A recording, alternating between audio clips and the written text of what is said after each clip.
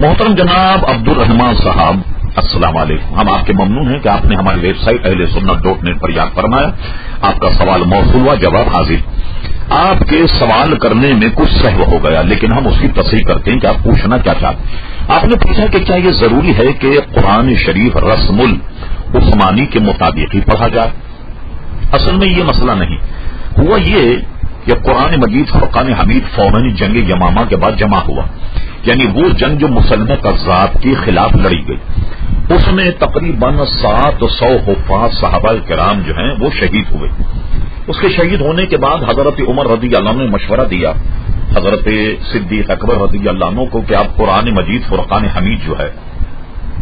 اس کو جمع کر لیجیے۔ جمع کرنے کا مطلب یہ تھا کہ اس زمانے میں مختلف صورتیں، مختلف آیتیں متفرق طور پر صحابہ کرام کے پاس موجود تو تھیں، لیکن وہ ایک کتاب میں جمع نہ تھی۔ حضرت عمر رضی اللہ عنہ کے مشورے پر پہلے تو صدیق اکبر نے منع فرمایا، لیکن اس کے بعد اللہ تعالیٰ نے اس کام کے لیے سیدنا صدیق اکبر رضی اللہ عنہ کے سینے کو کھول دیا اور انہوں نے قرآن مجید کو جمع کیا۔ قرآن مجید جمع کرنے کے بعد میں وہ ہرن کی جھلی پر لکھا گیا، اور ایک روایت کے مطابق حضور صلی اللہ علیہ وسلم کی زوجہ ام المومنین حضرت حفصہ کے پاس رکھ دیا گیا، اور ایک روایت کے مطابق یہ قرآن کا نسخہ جو ہے یہ حضرت عائشہ صدیق کے پاس رکھ دیا گیا کہ جب بھی کوئی معاملہ ہوگا تو اس کو دیکھ کر پڑھ کر اس سے استفادہ کریں۔ ہوا یہ کہ دور عثمان غنی رضی اللہ عنہ جب شروع ہوا، حضرت حذیفہ ابن یمان حضور علیہ السلام کے بہت مشہور صحابی، اور ان کے متعلق یہ مشہور ہے کہ وہ حضور کے بڑے رازدار صحابی، حضرت عثمان رضی اللہ عنہ کے دور میں اسلام بلاد عرب سے نکل کر بلاد عجم میں چلا گیا۔ حضرت حذیفہ ابن یمان مختلف طریقے سے دورے کر کر یعنی عراق، بغداد، بصرہ وغیرہ گھومنے کے بعد مدینہ منورہ آئے۔ سب سے پہلے حضرت عثمان غنی رضی اللہ عنہ کے دربار میں پہنچے اور کہا، یا امیر المومنین، آپ اس قوم کو تباہ ہونے سے پہلے بچا لیجیے۔ آپ نے فرمایا کیا ہوا، کیوں کر قوم تباہ ہو رہی؟ تو حضرت حذیفہ ابن یمان نے کہا کہ لوگ قرآن مجید فرقان حمید کا تلفظ غلط کرتے، حتیٰ کی جگہ عطا پڑھتے اور جنے کیا کا تلفظ کرتے، آپ قرآن مجید کو جمع کریں۔ حضرت حذیفہ ابن یمان کی تحریک پر حضرت عثمان غنی رضی اللہ عنہ نے ایک سرشتہ بنایا، ایک ٹریبونل، ایک بورڈ قائم کیا،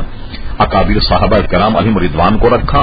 اور اس وقت یہ طے کیا کہ قرآن مجید فرقان حمید کو لغت قریش پر جمع کیا جائے۔ اب قرآن مجید فرقان حمید کو حضرت عثمان رضی اللہ عنہ نے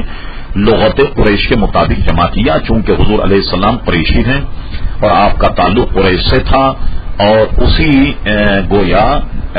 زبان میں قرآن مجید نازل ہوا لغت قریش پر، اس لیے حضرت عثمان نے لغت قریش پر قرآن مجید جمع کیا۔ آج دنیا میں جتنے بھی نسخے ہیں وہ سب حضرت عثمان رضی اللہ عنہ کے زمانے کے تیار کردہ اور کتابت شدہ جو نسخے ہیں یہ سب کی سب انہی کی نقل۔ آپ کی معلومات کے لیے میں عرض کر دوں کہ اس کی 2 نقلیں اوریجنل اصلی حالت میں اب بھی دنیا میں موجود ہیں۔ ترکی میں استنبول میں توپ کافی میوزیم میں ایک نسخہ حضرت عثمان رضی اللہ عنہ کے زمانے کا موجود ہے، اور ایک روسی ریاستوں میں تاشقند ایک جگہ،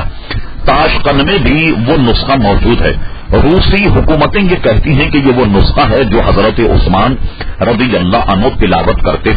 اس لیے کہ روسیوں کا یہ دعویٰ ہے کہ یہ جو قرآن مجید فرقان حمید ہے یہ حضرت عثمان اپنے وصال اور شہادت کے وقت تلاوت کر رہے تھے، اور امام جلال الدین سیوطی رحمۃ اللہ علیہ نے بھی اسے نقل کیا، اور علماء نے بھی نقل کیا کہ حضرت عثمان کو جب قتل کیا گیا تو آپ قرآن مجید پڑھ رہے، کسی شخص نے جب پیشانی پر حضرت عثمان کے نیزہ مارا تو پیشانی سے آپ کے خون نکلا، اور یہ خون کا قطرہ قرآن مجید کی اس آیت پر گرا۔ آیت یہ ہے فَسَيَكْفِيكَهُمُ اللَّهُ وَهُوَ السَّمِيعُ الْعَلِيمُ۔ روسیوں کا کہنا یہ ہے کہ آج بھی فَسَيَكْفِيكَهُمُ اللَّهُ وَهُوَ السَّمِيعُ الْعَلِيمُ پر حضرت عثمان رضی اللہ عنہ کے خون کا نشان موجود ہے، اور یہ وہ نسخہ ہے جو حضرت عثمان تلاوت کر رہے تھے۔ آپ کی معلومات کے لیے ایوب خان نے جب روس کا سفر کیا تو روسیوں نے ایک پاکستانی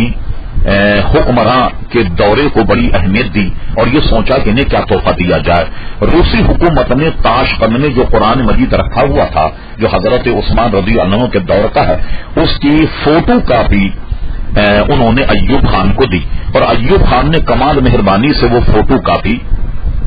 پاکستان آنے کے بعد پیشاور سے ایک ٹرین کو بہت سجا کر کے وہ فوٹو کاپی کراچی بھیجی، اور اس نسخے کا جو تاشقند میں موجود ہے، کراچی میں بنس گارڈن پہ جو میوزیم ہے اس کے قلمی سیکشن میں اب بھی موجود ہے، آپ چاہیں تو ملاحظہ کر سکتے ہیں۔ تو اب بات یہاں سمجھ میں آئی کہ قرآن مجید کو رسم العثمانی نہیں بلکہ قرات عثمانی جو اس وقت طے ہوئی اس کے مطابق پڑھا جائے، اور یہ جو آج قرآن مجید پڑھا جا رہا ہے یہ حضرت عثمان ہی کے دور کا ترتیب شدہ ہے، اور اس میں ہماری قرات آپ کو یاد رہے تو مشہور قرات کے جو ایک ماہر ہیں حضرت عاصم، ہم حضرت عاصم کی قرات میں بر صغیر کے لوگ